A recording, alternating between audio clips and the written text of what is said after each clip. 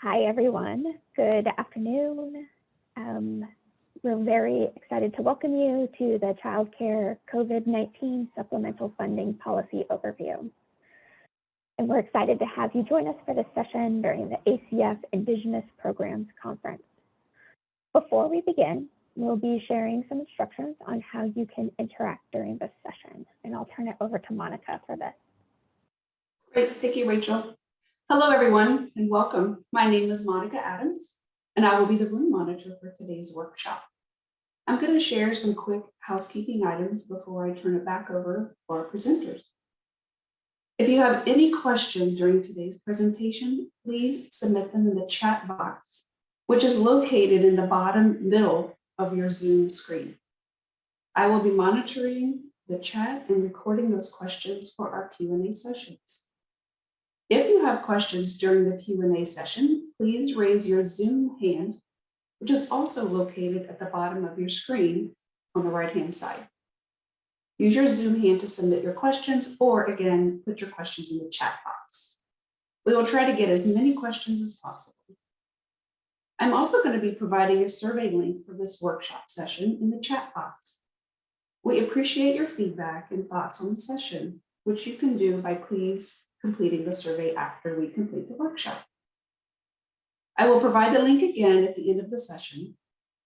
The survey link can also be found on the live agenda on the ACF Indigenous Programs Conference website, along with today's presentations that you can download. Finally, as a quick reminder, all workshop sessions are being recorded for on-demand viewing via the 2022 ACF Indigenous Programs Conference website until April 25th, 2022.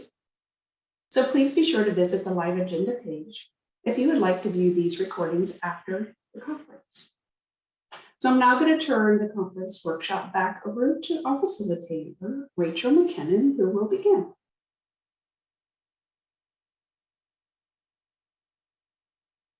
Thank you, Monica.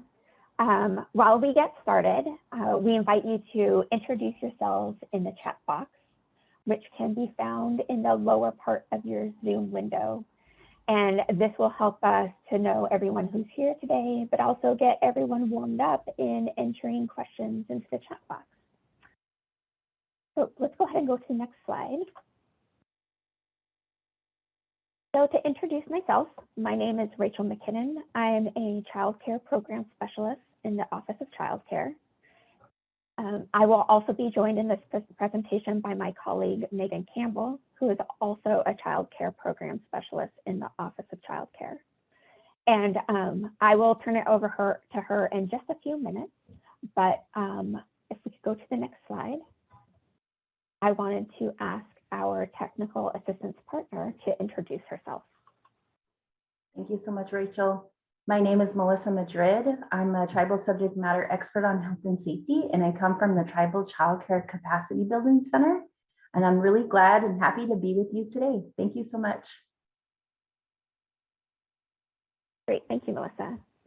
So if we go to the next slide, we have an overview of this workshop's agenda. So we'll provide you with an overview of the COVID-19 Supplemental COVID Funds. And these funds include the Coronavirus Aid, Relief, and Economic Security Act, which we also call CARES Act, the Coronavirus Response and Relief Supplemental Appropriations Act, which we also call CRSA, and the American Rescue Plan Act, which we call the Arp Act. So during our time today, we'll cover spending requirements for the various COVID-19 supplementals and the set-asides for administrative activities. We'll also review the uses of the subgrant funds for the COVID-19 supplementals. And we have some time later in the presentation to take questions about policy clarification. And we'll also review the obligation and liquidation timeframes for these funds and go over some of the resources available to everybody. But let's go ahead and go to the next slide. And before I turn it over to Megan, we have a poll for the audience. So if we could queue up the poll question. So the question is, how well do you understand the different spending requirements for the COVID-19 funding stream? And the responses are well, pretty well, so-so, and not well. And so I'll just give folks a few more seconds to go ahead and get those entries in.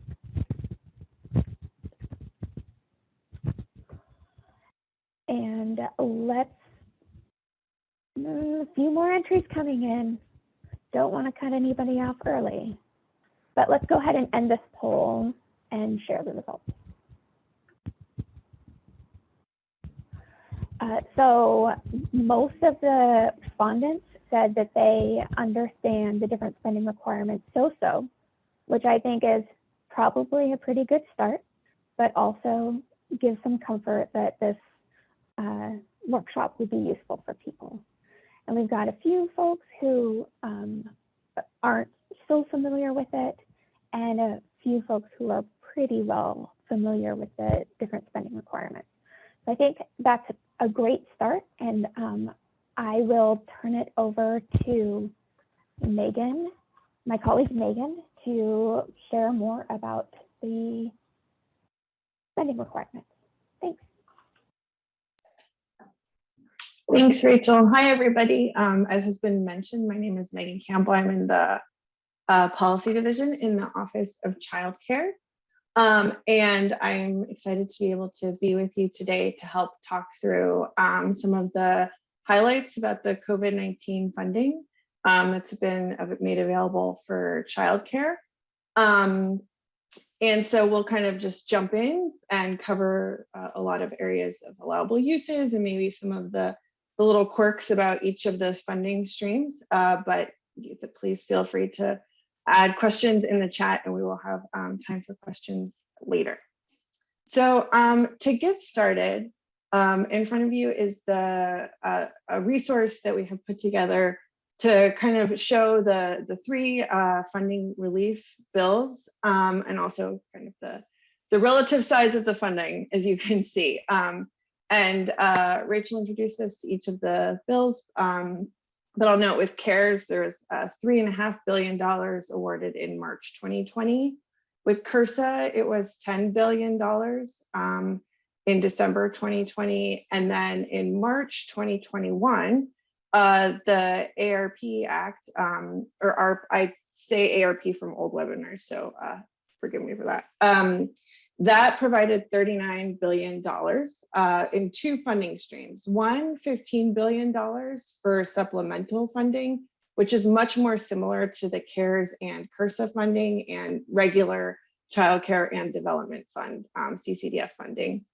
And then $24 billion for stabilization funds to help support the entire childcare market through operating expenses and other funding for childcare providers. So that funding is pretty different than what we've been used to implementing with our CCDF funding. All of these funds are a little bit different, but one thing they have in common is that they are all exempt from minimum spending requirements related to quality improvement and infant and toddler quality improvement set assigns. They also can be used for some similar allowable uses of funds, like continuing to pay and provide assistance to childcare providers, helping providers with salaries and wages for their staff. The funds can go to help providers whether or not they've participated in CCDF before the COVID-19 public health emergency, and then also to reimburse tribal lead agencies or for providers receiving funds, to reimburse expenses that were made during the pandemic prior to the awarding of these funds. So that's kind of a quick overview of those funds. And then we can go to the next slide, please. Great, thanks. So this slide here kind of gives an overview of the allowable uses of the funding, of the different funding streams. And as you can see, we've broken out the stabilization and supplemental funds from the ARP since they are pretty different. So a key similarity between CARES, CRSA, and the discretionary funding from ARP is that these funds can be used to support essential workers to help them access childcare regardless of their income. So these funds can be used to support essential workers if their income is above 85% of the state median income, which is the federal threshold, or if it's higher than the threshold that you set at your tribal lead agency. The second one you can see is unique to CRSA. CRSA allows for the act specified that the funds can be used to waive co-payments for all CCDF eligible families. So those funds, it can go for all families, whereas usually, and for CARES and the ARP fund, discretionary funds, this is the case. Usually co-pays can only be waived for a subpopulation. So that makes CRSA different than the other ones. For the provider grants, all of these funds can be used to provide grants to childcare providers. The stabilization ones are pretty different because they're very prescriptive in what and how they have to be administered, the application process, how you set the award amount. So they're different than the grants you could do under CARES, CRSA, or the discretionary supplemental funds. Those are much more flexible options. I'll talk more about administrative costs in a second, but just want to point out that CARES, CRSA, and the discretionary supplemental funds are all included when we're discussing the 15% administrative spending cap. And then lastly, these funds all can be used for a variety of activities, ways to support childcare, ways to support families and providers in your communities. So we wanted to make sure that it was clear that CARES, CRSA, and the ARP discretionary funds can all be used for any allowable CCDF activity. CARES and CRSA need to be related to COVID, which makes them a little bit different. But really, if it's something where you could use your regular CCDF funds, you can probably use your CARES, CRSA, or discretionary supplemental funds from ARP to support your programs in that way. Next slide, please. So want to highlight this resource that we have about the administrative costs. So you can see on the left with the more colorful boxes. So with the CCDF funds, CARES Act funds, CRSA Act funds, and the ARP supplemental funds, all of those together, once you combine them and total up your expenditures, you can have used 15% of your total expenditures on administrative costs. And that 15% cap does not apply to the CCDF tribal base amount, just to be clear. So you're going to spend up to 15% of these funds on allowable administrative costs. And these are the same administrative costs you've been able to spend CCDF on for many years. And we've listed them out here. The ARP stabilization grants, their administrative funding piece is different. The law allows for some of the funds to be set aside to help administer the grants. And so for tribal lead agencies, you can set aside up to 20% of your ARP Act stabilization fund allocation for the administrative costs. And to note that as with the 15%, the 20% cap does not apply to the base amount from the stabilization funds. So with this 20%, these funds can only be, that funding can only be used to cover the 5 allowable activities that are listed out in the ARP Act. It's not, they don't apply to the other activities listed for 15%. So briefly, they can be used to administer subgrants, including hiring staff to administer those subgrants, activities to increase the supply of childcare, technical assistance for childcare providers applying to for a subgrant, promoting the subgrants and helping people know about the applications, and then lastly, technical assistance for childcare providers who are receiving subgrants. So, and then next slide, please.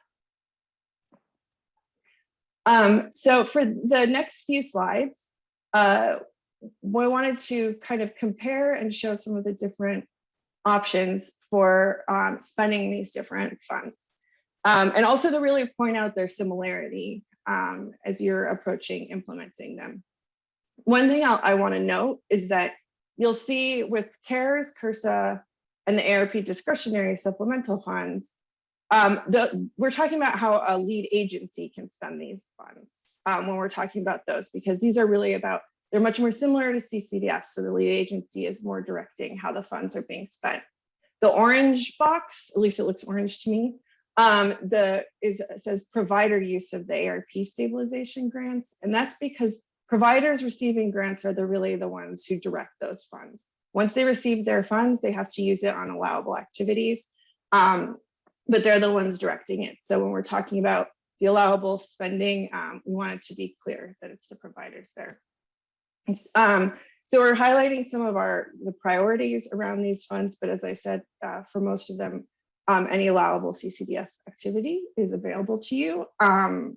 So one, improving and supporting health and safety spending, all of these funds can be used for that. Many options, including contracting with a cleaning company to provide disinfecting services, upgrading dishwashers and toy sanitization equipment, replacing or installing air filtration systems, which is a big one right now, and also sanitation stations or purchasing masks and face shields for staff and for children in care. Next slide, please. Okay, and then so the next one is around quality spending strategies. And you'll see the first one for supporting culturally relevant activities. The lead agency could choose to use their more flexible funding for those activities, and the provider can choose to use their stabilization subgrant for those activities, including having culture kits for providers and children, and partnering with language and or culture departments to help build curricula. With the designing and updating program standards and supporting non-subsidized providers, that's really a role of the lead agency, right? So it doesn't fit with the stabilization funds, but these are options that you have to use the more flexible funding. And these can be used for, mini grants to providers to help with startup, observation tools, adapting or developing culturally responsive health and safety standards, and then also hiring or contracting with mental health consultants to serve providers and your tribally operated centers. One thing I want to note about the supporting non-subsidized providers, while that's an option with CARES and the ARP discretionary supplemental funds, it is a requirement of the CRSA funds. And we have some more information about that in the guidance we issued, but I wanted to flag it before we moved on. Next slide, please.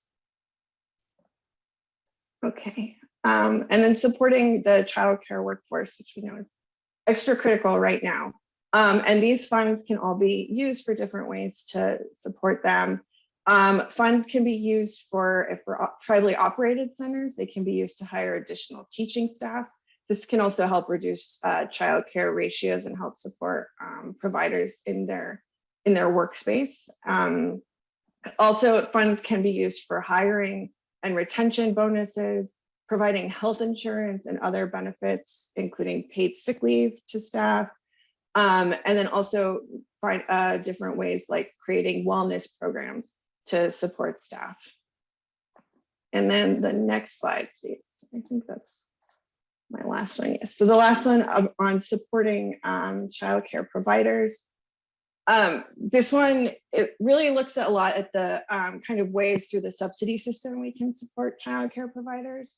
So these can be through increased payment rates, paying based on enrollment. So instead of paying only when a child is in attendance, paying based on that child's enrollment in a program in case they are unable to come for a little while because they've been sick or a program had to close briefly. Funds can still go because the program is still holding that slot for the child, even if they weren't able to attend it that day, providing professional development, and then mini grant opportunities to help support providers. And those mini grant opportunities are more flexible, would likely be more flexible than the ARP stabilization funds. So so that's kind of why they're listed on their own with those other funds. And so then I think that that's it for me, and I will turn it back over to Rachel. Thank you, Megan. We're already on the next slide. Great. So we'll go over just some key dates for the COVID-19 relief funds, specifically for the CARES Act, the CRSA Act, and the ARP Stabilization Grants Fund.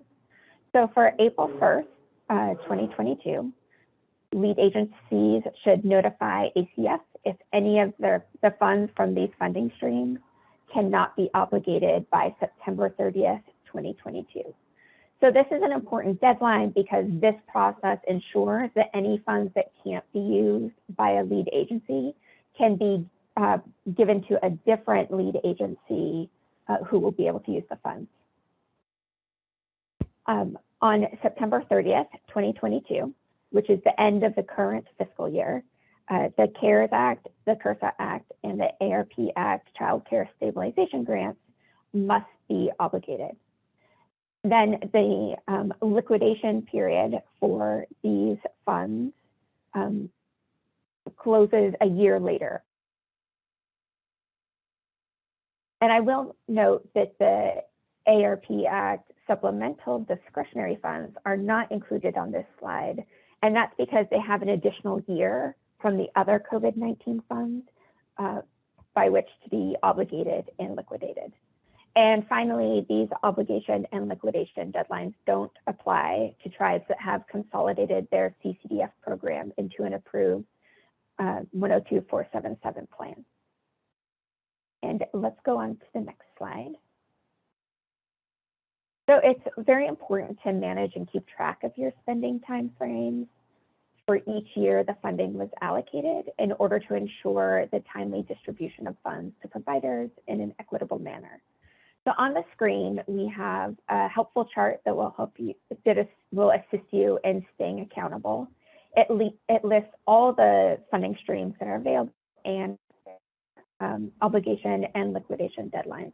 So as you can see here, the ARP Act stabilization funds have a longer, or not stabilization funds, excuse me, discretionary funds have a longer obligation and liquidation period than the ARP Act stabilization funds. And again, just a reminder that the obligation and liquidation periods do not apply to tribes that have consolidated their CCF program under a 102.477 plan. And Melissa will share a resource later on that will help you track those obligation and liquidation periods. So let's go ahead and go to the next slide. And we have another poll for folks to respond to.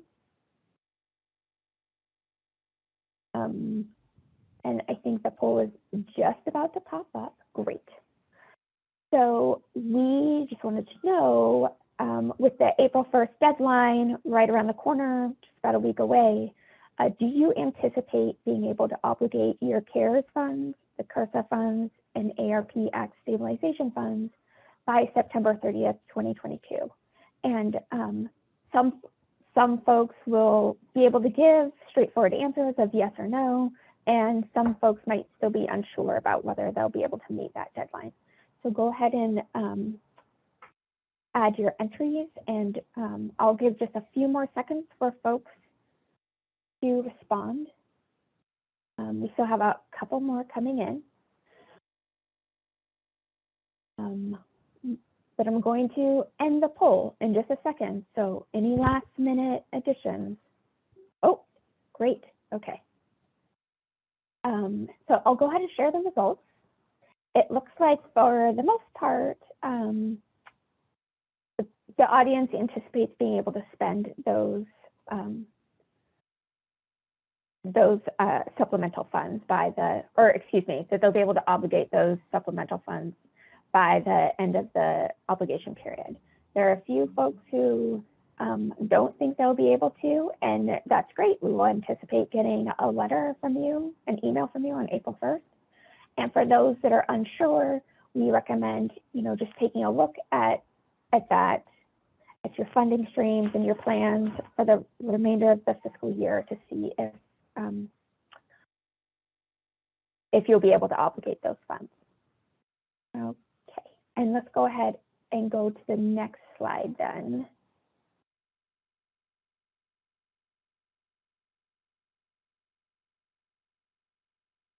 Great. So we're going to move on to some frequently asked questions that we have received from tribal lead agencies. We have on our OCC website a pretty extensive list of FAQs that are specific to the different funding streams, and also questions that are specific to the programs that are run by tribal lead agencies. So we encourage you to go ahead and visit that website as a reference. And also, if you have any questions, you can type them into the chat and we'll try and address as many of those once we get to the question section. But I just wanted to walk through a couple of the FAQs before we open it up for questions. Let's go on to the next slide, please.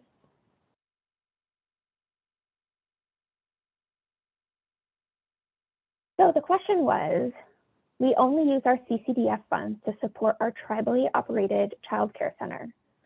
Can we use all of the Arpx stabilization subgrant funds for the tribally operated center? So we have said that the tribal lead agencies have a lot of discretion about which provider types to include in their subgrant programs, but we do encourage tribal lead agencies to take this opportunity to consider expanding their stabilization funds to other providers that don't typically or haven't previously been part of their CCDF programs. And also, as a reminder, the stabilization funds must be used to supplement and not supplant tribal funds expended for child care services. So even if the funds are going towards, the whole of the funds are going towards tribally operated centers, that those funds need to supplement and not supplant existing funds that are used for tribally operated centers. Oh, and we'll add a link to this FAQ in the chat box, which is great because then you can see the other questions that we have as well. Let me just enter that in. Great. And it looks like we went to the next slide. Yes. So if we use our CCDF funds for tribally operated centers and as subsidies to other child care providers, do we have to have an application process? So we advise that for tribal lead agencies that offer stabilization grants to child care providers outside of the tribally operated centers, that they are required to implement an application process. And that applications should be posted on the lead agency's child care website. And for tribal lead agencies that don't have a child care website, it can be a website associated with the tribal lead agency. And we just want to ensure that the providers know that the application is legitimate and from a trusted source. And again, I will go ahead and drop a link to this FAQ into the chat box while we move to the next slide.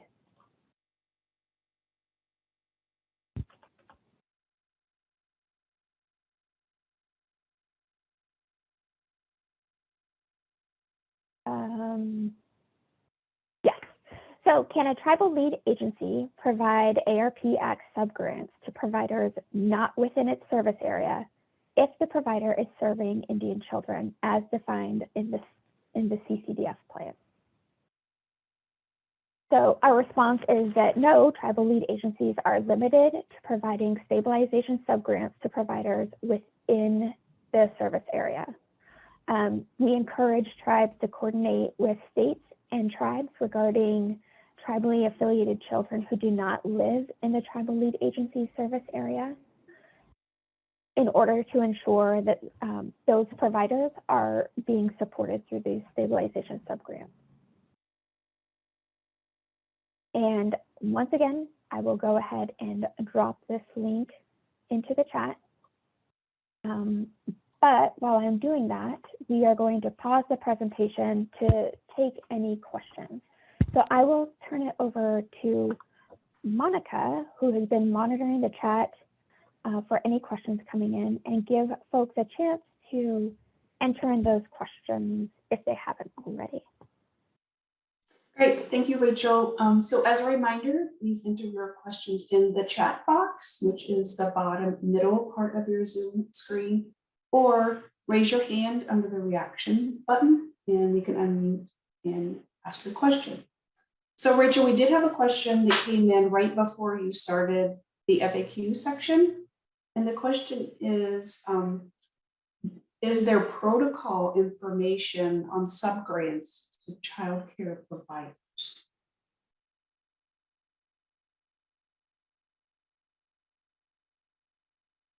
So I'm not 100% sure that I understand the question. It seems like maybe is there some additional guidance for the type of programs or subgrant programs that tribal lead agencies could use to provide the subgrants to child care providers.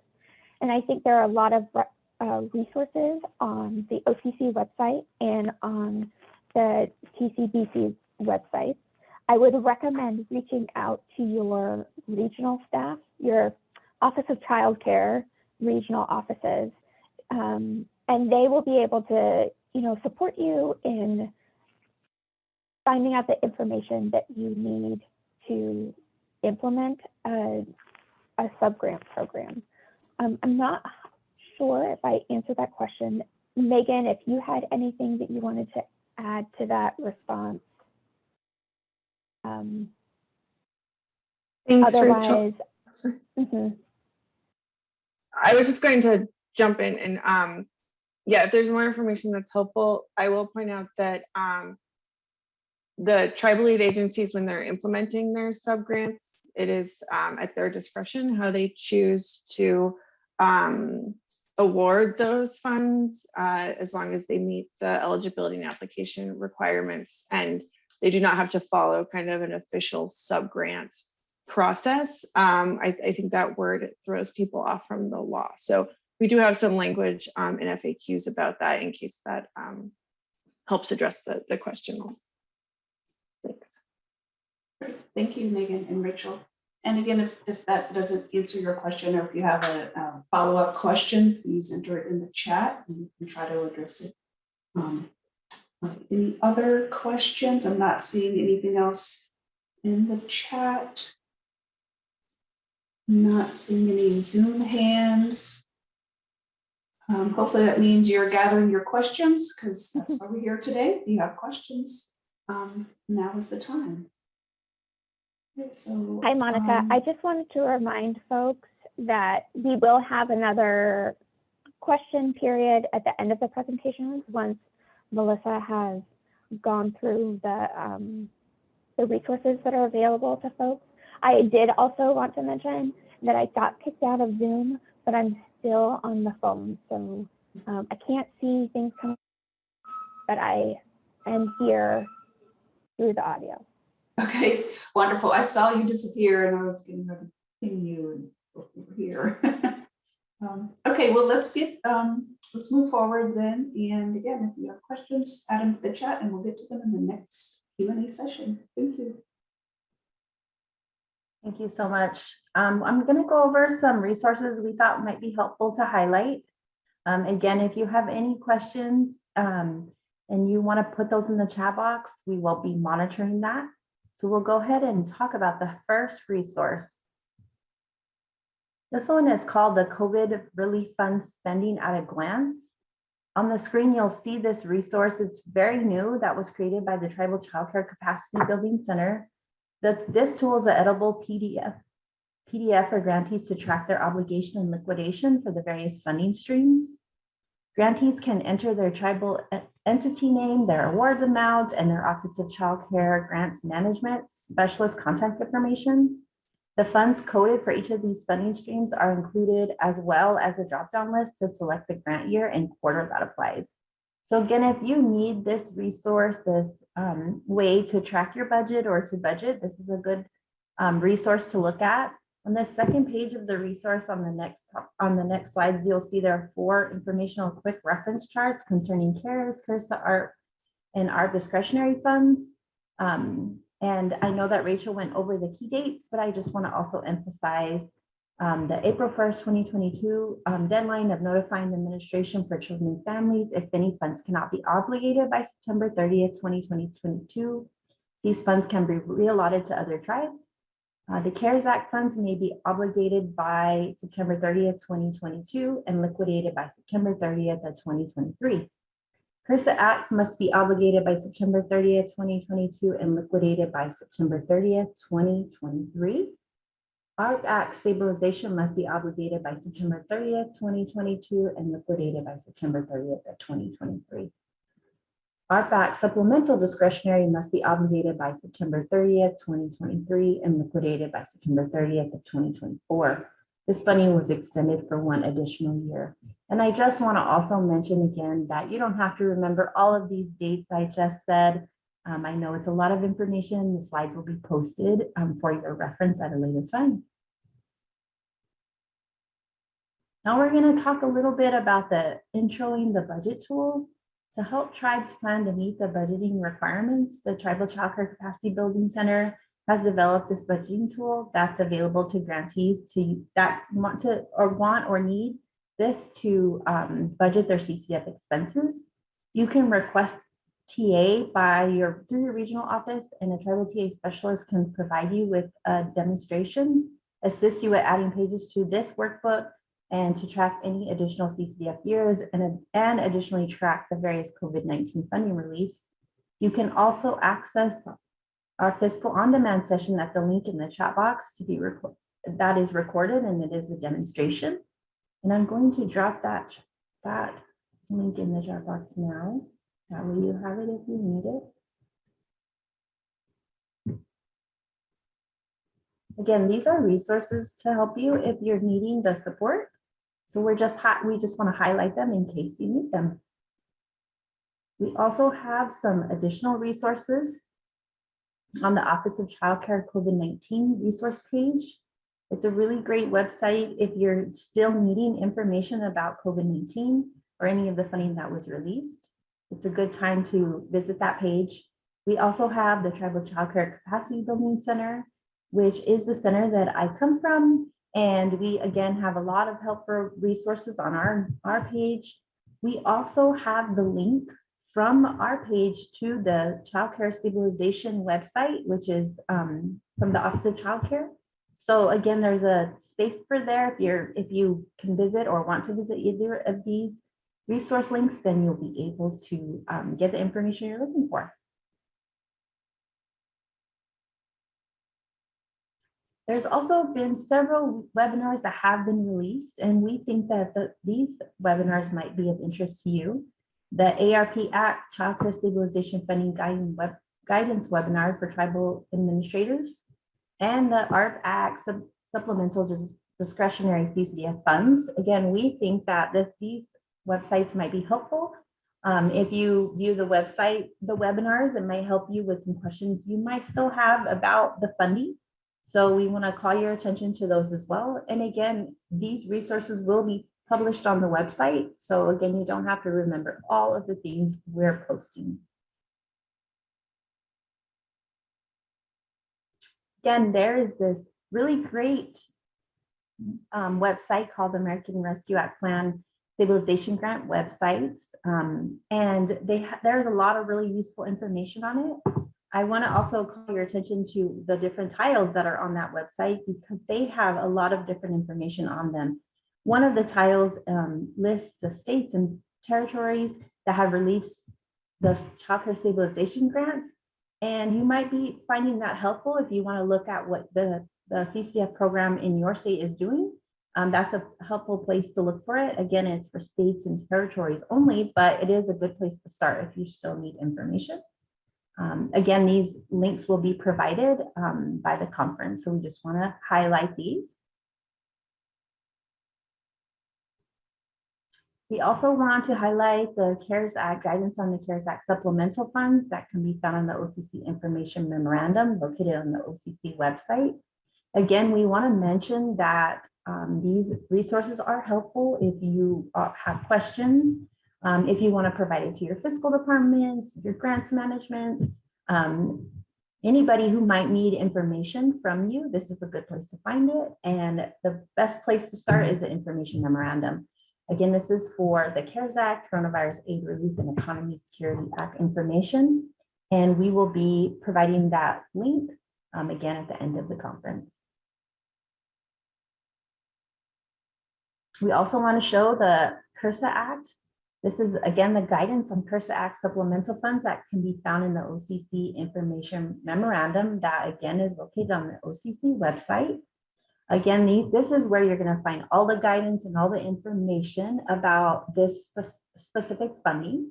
You want to also be very careful because if you notice, all of them have different numbers attached to them. They all have different ways that you access the different types of funding. So we want to make sure that you have all of them. And that's why we're highlighting the various information memorandums that are available to help you. For the ARP, we have the Child Care Stabilization Grants, which is again the guidance for the supplemental funds, Child Care Stabilization Grant funds that can be found in the OCC information memorandum. So again, this one is broken into two pieces. So you want to make sure that you have the ARP Act Child Care Stabilization Grants. And on the next slide, you'll also want to make sure you have the Arpx debt discretionary supplemental funds one. Again, as you notice, the number changed from 02 to 03. So we just want to make sure you have that. We also want to highlight that for more information on the spending requirements specific to Public Law 102477 grantees, you'll want to refer to the OCC Dear Colleague letter. Again, some useful places for you to look for information that you need. And we're hoping that you'll be able to find what you're looking for on some of the useful resources that we've added into our presentation. So I'm going to turn it back to Rachel and Megan for any final questions.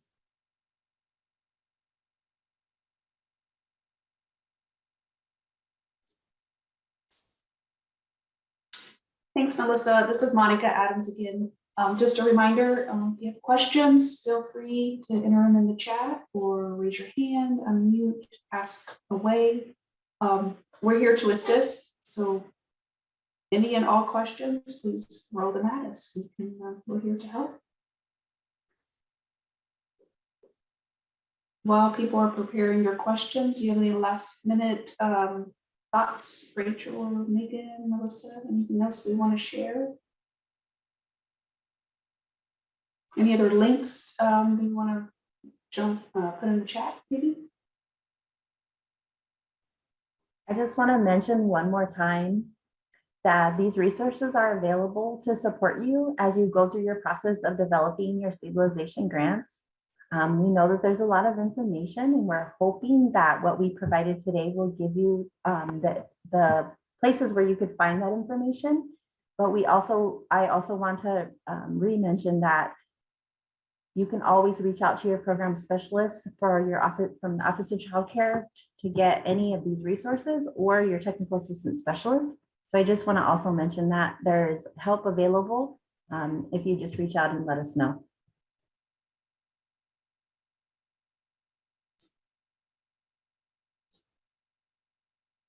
While we're waiting for any final questions to come in, I'm going to put in the chat just the link again to the ACF Indigenous Programs Conference website, where again you can look at the agenda for today, March 24th. Scroll down to find our session, and you'll see the presentation.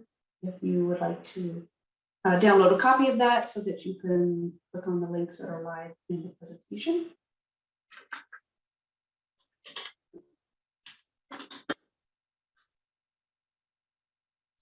And thank you, Rachel. Rachel also put the survey link back in the chat. So the last two items here, the survey link and the conference website.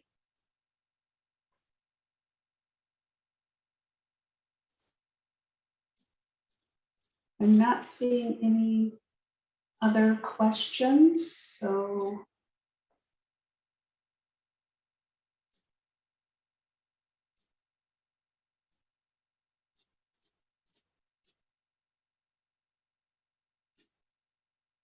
Hopefully, those of you who answered the first poll when we started our session that were maybe not as well informed of the information, hopefully that percentage will have changed by the end of this session.